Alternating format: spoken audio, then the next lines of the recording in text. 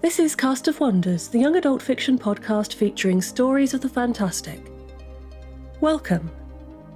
Episode 693. I'm Catherine Inskip, your editor and host. Today's episode is another Summer Spotlight story, this time featuring one of the nominees for the Astounding Award for Best New Writer. We're always thrilled to bring you stories from these authors. They're at the start of their writing careers, as are many members of our audience, and many of our other contributing authors. This year's nominees are all excellent, and today's story really showcases the quality of the field. Our story for today is 24 Hours by H H Pak, which was first published in Clark's World in June 2024. H H Pak is a Nebula, Hugo and Ignite nominated speculative fiction writer from Los Angeles. Their work can be found in Clark's World and Correo. This story is narrated by Rebecca Ahn. Rebecca Ahn is a Korean-American writer from Seattle and Seoul who loves wandering the city. She writes everything from terrible fan fiction to marginally better poetry. At any given moment, she's probably thinking about how to survive in a zombie apocalypse, her teddy bear rainbow, and whatever TV show she's fixated on. Bring up anything Marvel related around her and you will never hear the end of it. This story comes with a content warning for war and bereavement. And now, we've a tale to tell.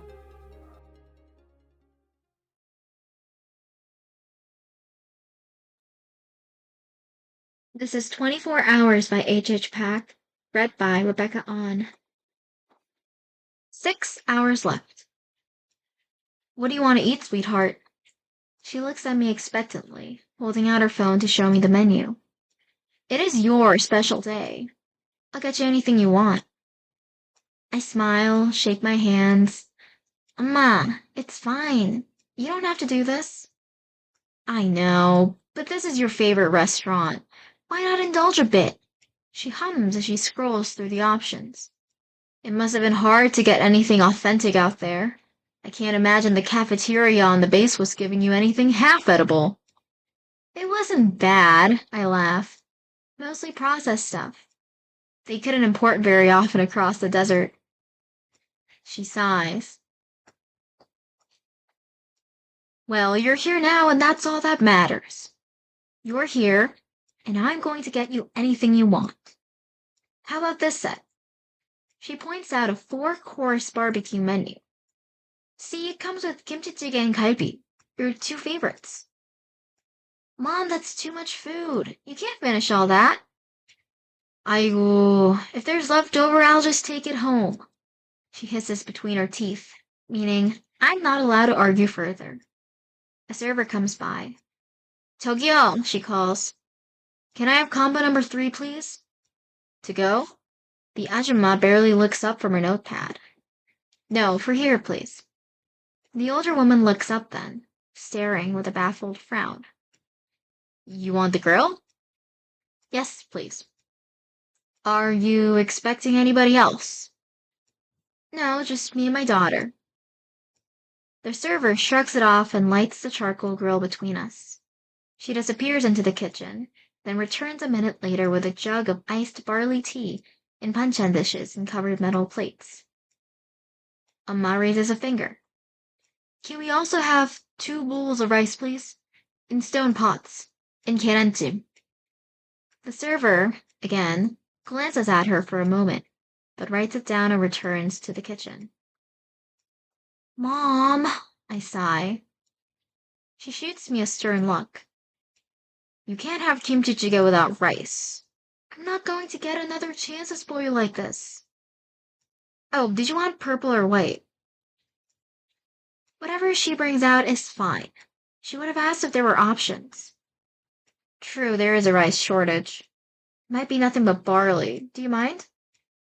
Of course not. Amma places a napkin in front of me, then one in front of herself, setting the table with the chopsticks and spoons from a box on the table. I'm so glad this place hasn't closed down, I say as she pours me a cup of tea. Whenever I visit, it seems like more and more restaurants are going under. But this one's always here. It's the war, she says. So many small businesses are dying out with everyone evacuating from the cities. But I've told you before, we are stubborn people. The last restaurant on the face of this planet is going to be a Korean one. I chuckle. The bombs won't ever hit this one because it's so tiny. They haven't expanded at all in the decades they've been here. I told my friends back at the base about how you can always tell the authenticity of Korean restaurants by how unassuming they are on the outside. All the best K-Town restaurants have graffiti peeling windows and paper signs written in Sharpie and only 5 sticky tables. But then you know the food is going to be amazing. She chuckles. Tell me more about your friends from the base. Sue's the sassy one who likes to gossip but does nice things for you, right? Like dropping off meals when you work late.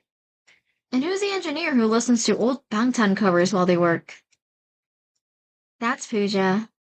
I've already told you everything about my coworkers. I don't have any new stories. I want to hear you tell them again. She leans on her hand and smiles. I'm just so glad you're home. Amma, please don't cry. Sorry, she wipes her eyes. I told you how good it is to see you. Yes, like every 5 minutes. The server comes out bearing a tray trembling with stacked plates. She pushes silverware out of the way and arranges serving trays piled with meat, a bubbling pot of kimchi stew, steamed eggs, dipping sauces, 2 covered rice bowls, and a plate of raw vegetables. I can take it from here, Amma says, and the server hands her the cooking tongs before disappearing back into the kitchen. Tetherbuggy first, I say, and marinated last. You taught me that. That's right. She places the thin slices of meat on the grill. They sizzle as they cook, the fat dripping between the slots and the brown edges curling as they crisp. She tries to flip them, but her hands quiver and the meat skids into a scrambled pile across the surface. One greasy chunk flips up over the lip and onto the table. Huh, I tease. You can build microchips, but you can't cook meat. She smiles to herself, sliding the lost slice of brisket back onto the grill. Microchips are easy. I have an electron microscope to be my eyes. Without it, I might as well be a bat. Here. She takes a lettuce leaf, smears it with some dum paste, adds bean sprouts, kimchi, and piles it with brisket. When she wraps it, the lettuce tears. Amma, you should have the first some. Out of the question. She wraps it more securely in a perilla leaf and places it on my plate. It's all yours. I made it with love. She puckers her lips and makes a heart with her fingers, making me laugh. As I expected, we don't get through much of our dinner. I see the ajumma pass by every so often with a judgmental squint, as most of the food remains untouched. When we ask for 2-go boxes, she has to bring about 6, and doesn't look too happy packing everything.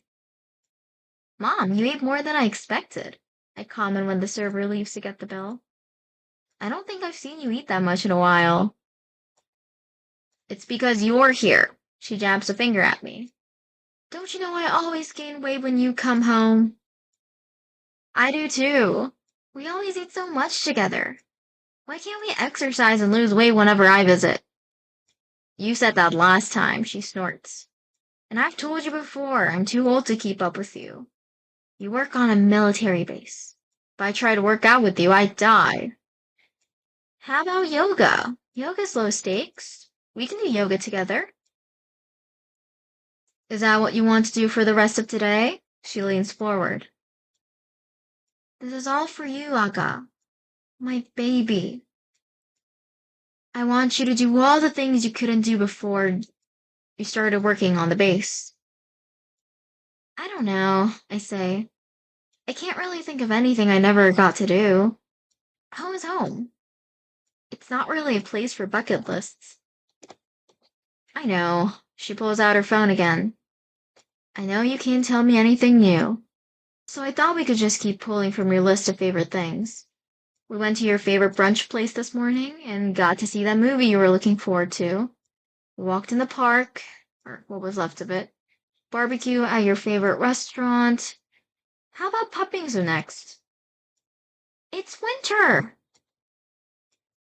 You know, there's that saying that cold desserts taste best in the winter. That's what my grandmother told me when I was your age. Wait, never mind. She crosses it out. I forgot. The family that owns that place moved a month ago. They went to Iowa. Iowa? Ah, right. While you were gone, they built several new bunker towns there. Out in the countryside where they're less likely to get bombed. Oh. I watch her. My mother with the deep dark bags under her eyes, and her hands trembling as she scrolls on her phone. Her clothes are too thin for the weather. Mom, why don't you move out too? Hmm? Why would I do that? I mean, you don't have family anymore in the city. You told me Samchun's family evacuated. You should go be with them. No, we've talked about this before. My brother has 3 kids and there's already too much to worry about. I can't burden him. Besides, she looks at me. This is a city you grew up in.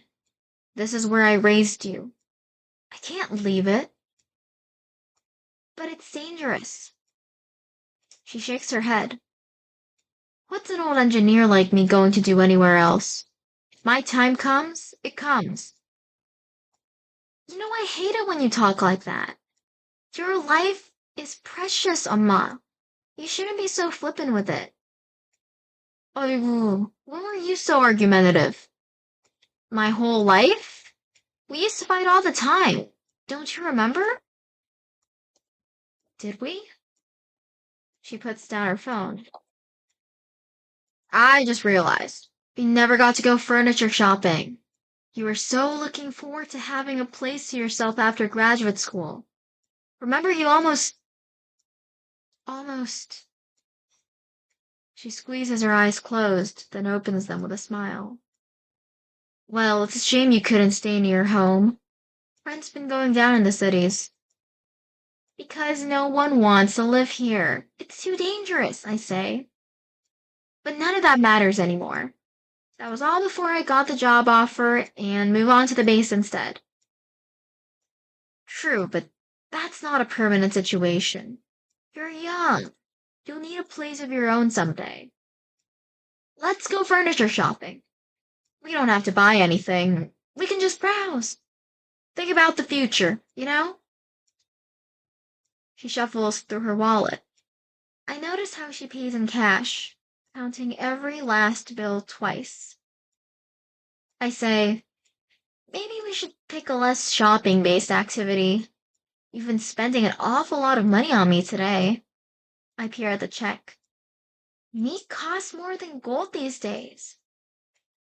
It's worth it, she scoots it away as she signs. My daughter's home, money is of no consequence.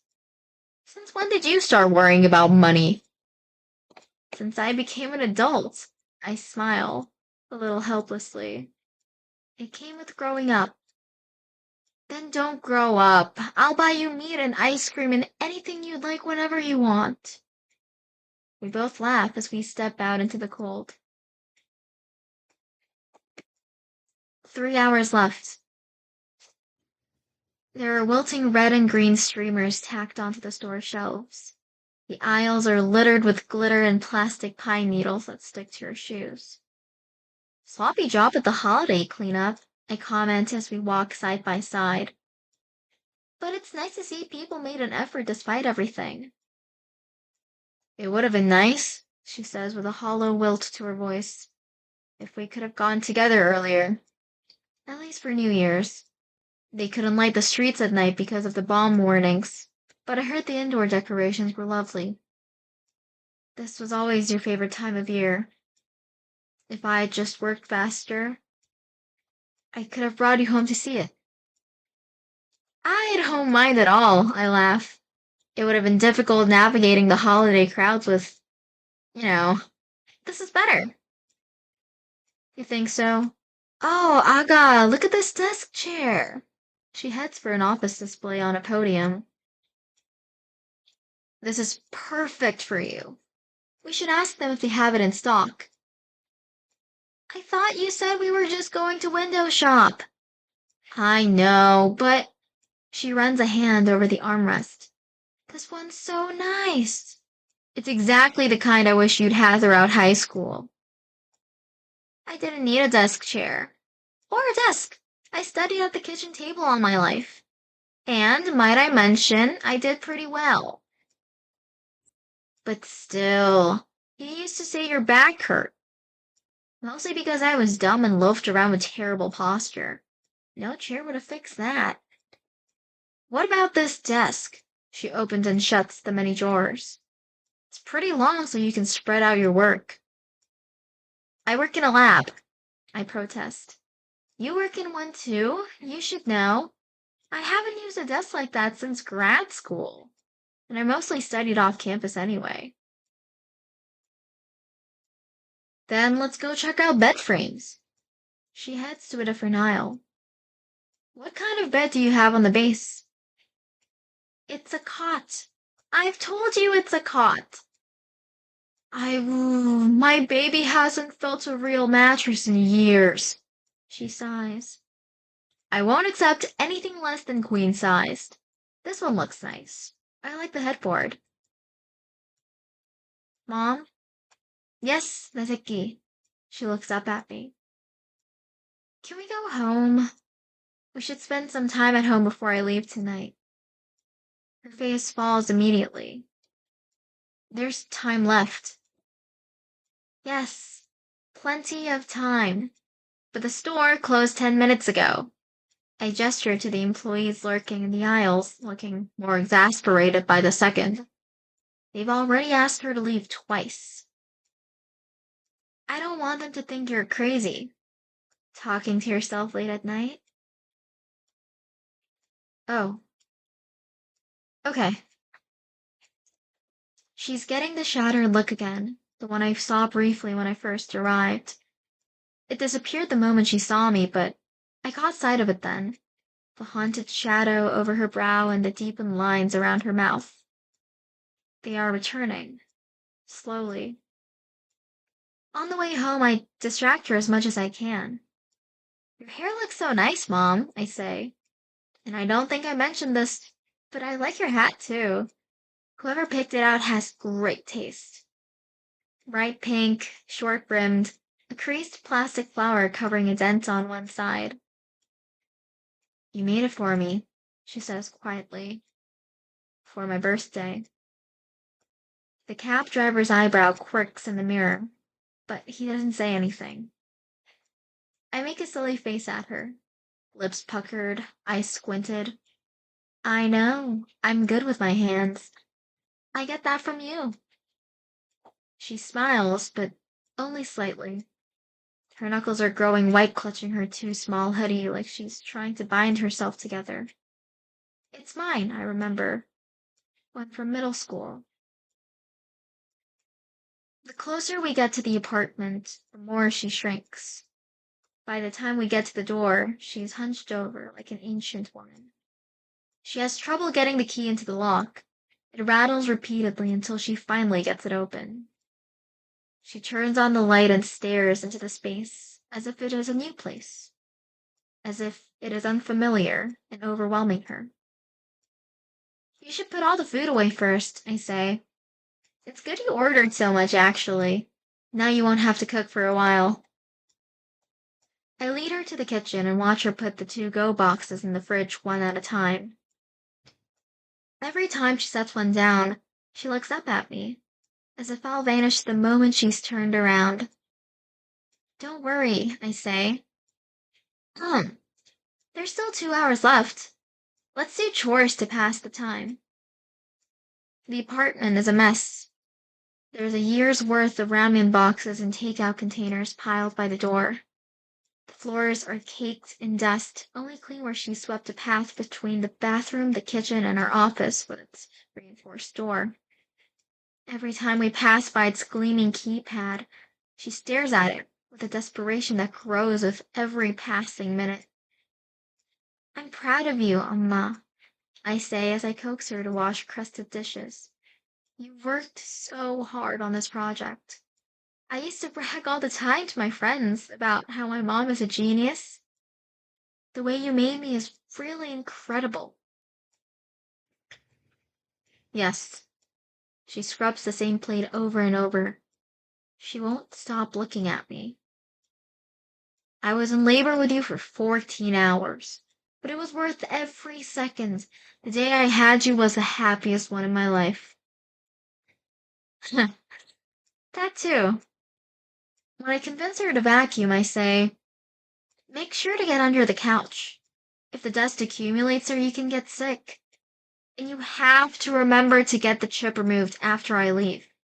It won't hurt you when it deactivates, but it's not good to leave foreign matter in your head for too long. How do you know that? I didn't tell you that. I'm programmed to act based on your memories. I have access to everything you know. You also programmed me to tell you when the time is nearly up. Her bed is rumpled, hardly slept in. I ask her to wash the sheets and sit next to her on the floor as we watch them spin in the machine. You should sleep as soon as I leave, I say. I can tell you've been awake long before I arrive. I don't think I'll be able to, she whispers. When I wake up and you're... She can't finish. She closes her mouth so tightly her lips disappear. I'm sorry I can't help, I say once everything is out of the dryer. I know getting the fitted sheet on is a pain. When I smooth the bed, the wrinkles remain. We used to do it together. And she smiles. And you tried to crawl under when I snapped it out. It floated down over you, giggling. You lying there, under the sheet, lying. Under the... She stops. Her smile vanishes. Yeah, getting it grubby again, I say, kicking until you pulled me out by my sweaty ankles and tucked it over the bed. I remember.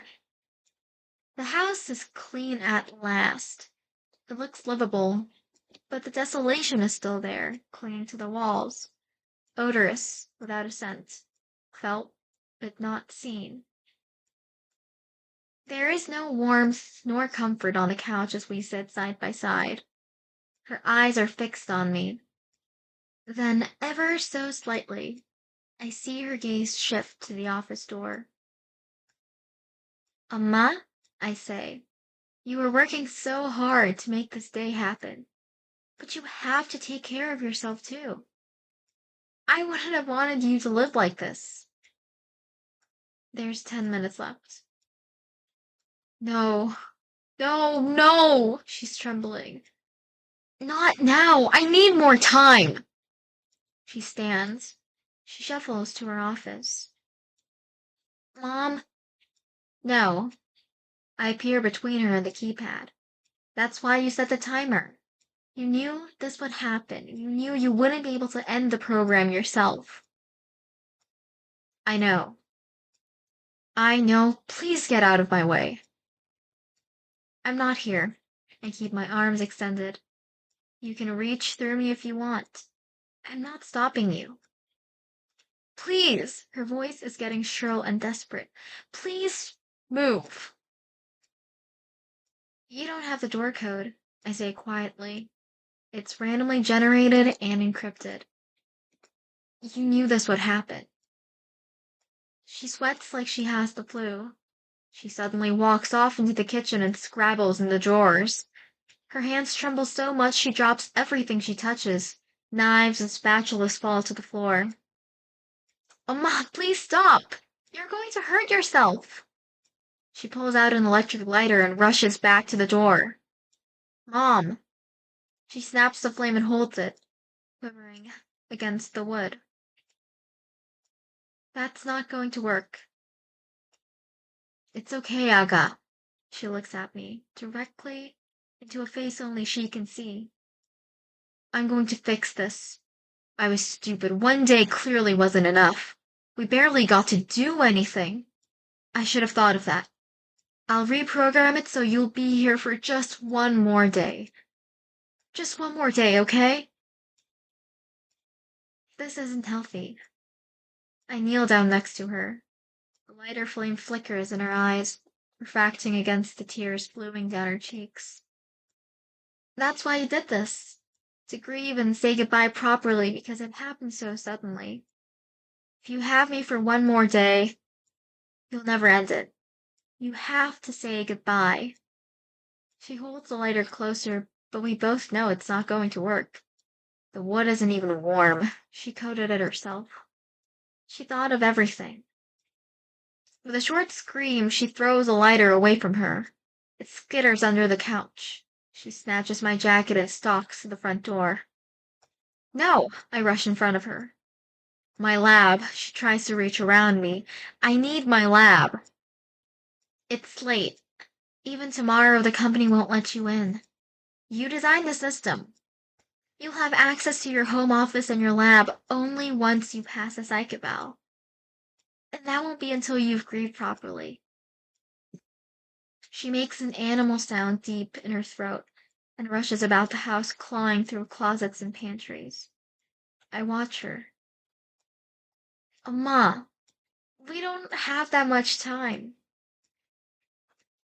She stops before a door opposite the kitchen. My room. I reach a hand out. Can I see it again before I leave? She opens the door. It's dusty in here, but everything is exactly the same. Band posters on the walls, books on the shelves, stuffed animals, peeling stickers on the window, and clothes in the closet. I am 11 years old again, coming home from school. Have you gotten here at all since I died? She doesn't answer. She falls to her knees, looking up at me with despairing eyes. Please, she whispers.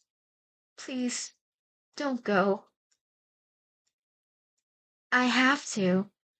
I sit across from her. It's how I was designed. We still have 5 minutes left. Let's talk. Let's talk about anything. She wipes her face, but it's useless. So wet she looks like she's melting. When you were 6, we were shopping for your friend's birthday and you wanted a toy. It was... Her words are blurring together, her hands gesturing weakly. It was a toy radio that played different songs. You wanted it so badly, but I said no because we were shopping for your friend, and I wanted to teach you a lesson in self-control, but I should have gotten it for you. I should have bought it when you asked. It made you smile and it was pink. You used to love pink. I'm so sorry. It's okay, Mom. I don't remember, so I must not have wanted it that much. The sound she makes isn't a laugh or a sigh. It's something in between and much emptier. When you were 14, you went to your first school dance. I was working 2 jobs then. We were a bit tight that month, and I couldn't buy you a dress. So then you went to the formal in your hanbok. She chuckles weaselly. The hanbok where Harmony bought you. It actually went really well, I say. It was a little hard to dance in, but it made a statement. And I told you, I made a lot of new friends that night because people kept asking about it. Even so, it made my heart ache when I saw the pictures you took. You in that old-fashioned traditional outfit while all your friends were wearing cute short skirts. She clenches her arms around her stomach. I wish I had gotten you all the pretty dresses in the world. I should have done more for you. Remember when you were in that holiday play in 2nd grade and I promised you I'd go, but I couldn't that night because I was stuck in a meeting with my director? I rushed over as soon as I could, but by the time I got there, it was already over, and you were sitting... Shudders. You were sitting on that stage with your backpack, and you looked so disappointed. But you said it was fine. That's one of my biggest regrets. I should have quit that night and seen that performance. I asked all the parents for recordings, but you weren't in any of them. Of course they zoomed in on their own kids. and I couldn't see you. I never saw what you look like in your costume. She can't speak now. She can't speak now. She's on the floor. I can't see her face. She's hunched over as if there is a building on her shoulders, like she's sinking into quicksand. Tell me what you were again. You already know, Amma. I know everything you know. Tell me again. I was a snowflake. The costume was too big, and when I turned around, I knocked over Thomas Powell in the middle of the play. She laughs. And then she chokes. And then she can't speak for a long time. 2 minutes left. You were a great mom. Please don't doubt that. I couldn't have asked for anybody better. You raised me on your own. It wasn't perfect. We're different people. But Amma. I lean forward. I loved being your daughter. You inspired me to pursue my research degree. The programs you've made have changed lives. But now this one, I point to her head. The way you made me, this could help a lot of people, especially now. Behind her is a halo of kitchen light that slices through the door and lights her from behind. She mumbles. When you got that job offer, I should never have let you go. I was scared for you, but you said you were going to do your part to help people during this terrible time. You said it was a remote location and the government would protect you, she groans. Then they didn't.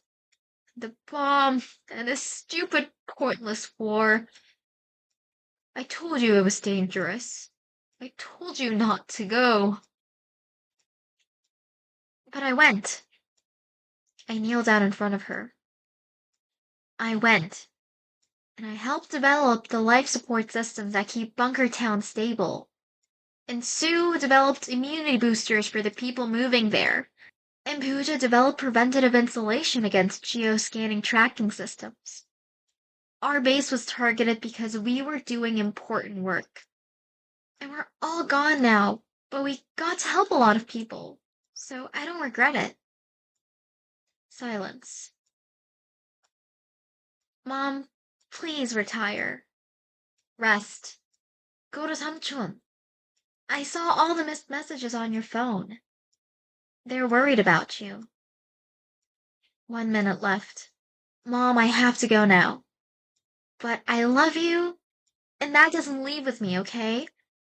When I tell you I love you, that means forever. You took my line.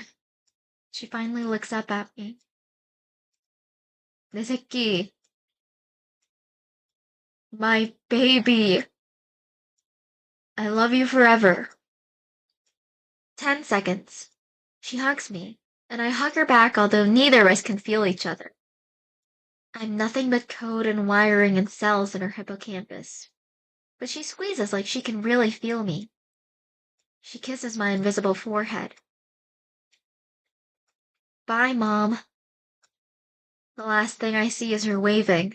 It's the same wave from when she used to drop me off at elementary school. Elbows low at her side.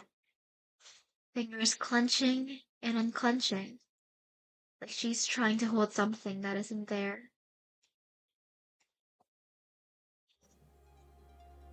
This is such a beautiful story and ever so sad. When family members die, we don't always have the opportunity to say goodbye. Sometimes we lose people without any warning at all. And for all the big things that will never be experienced, major milestones in life, memorable moments, the real heartache is the smaller, everyday absence. This story captures those emotions ever so well. It reminds me very much of a story we published a number of years ago, The Lie Misses You by John Wiswell, at least in terms of the story's background context. And although the approach taken to process grief is more considered and possibly healthier in H H Pak's story, the intensity of the emotion associated with that loss still becomes overwhelming by the end of that 24-hour day. brilliant work. Join us again soon. We love bringing you the best audio fiction week after week, but we can't do it without your support. Your donations pay our authors, our narrators, our servers and our staff. Please consider supporting us with a monthly donation through either PayPal or Patreon. You can also review us on Apple Podcasts, request us on Spotify, and consider the stories we publish for award consideration. There are lots of ways you can help. You can join the discussion on the EA Discord and visit us on Blue Sky at castofwonders.org. Come say hello. Cast of Wonders is brought to you by editor Catherine Inskip, assistant editors Alicia Caparaso and Amy Brennan, associate editors Rebecca Ahn, Tanya Adelit, Kit Kalestow, Cup Cobb, Adri Joy, Becca Miles, Ray O, Samuel Poots, Emma Smales, Denise Udell, Rin Yi, and Angela Zazueta. Our audio producers are Jeremy Carter and Andrew Jack. Cast of Wonders is part of the Escape Artists Foundation, a 501c3 non-profit, and this episode is distributed under the Creative Commons Attribution-NonCommercial-NoDerivatives 4.0 International License. That means you can download or listen to the episode on any device you like, but you can't change it or sell it. Our theme music is Appeal to Heavens by Alexei Nov, available from Promo DJ or his Facebook page. Thank you for listening.